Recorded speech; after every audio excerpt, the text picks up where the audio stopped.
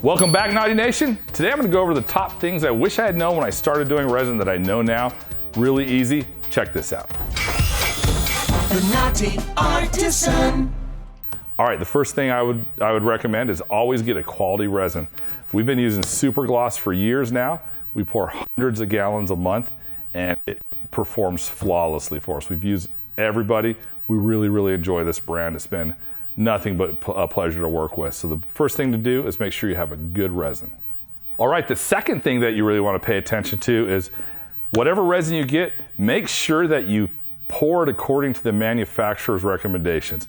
Super gloss is a 1-to-1 mix ratio, and we pour it by volume. So we use a cup that tells us how much we're putting it in, 1-to-1. Some brands of resin will have you pour it by weight. So if you're using a brand like that, make sure that you're pouring it according to your manufacturer's recommendations. All right, the next step is your drill. Don't drill like this, drill like this. Nice and slow, and take your time. When you drill like this, you're gonna suck a lot of bubbles into your resin and really get it aerated. Just take your time, nice and slow. Take your time to make sure your resin gets mixed really well. Don't go crazy.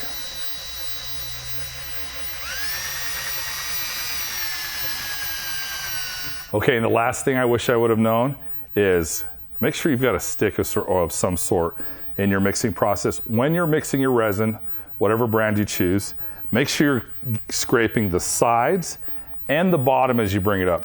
Resin's a funny creature. It likes to sit and spin in the middle. So if we don't bring these sides and edges in, it will end up being uncured. So when I put this onto my piece to work with, I'll have spots that don't end up curing or cure soft and tacky.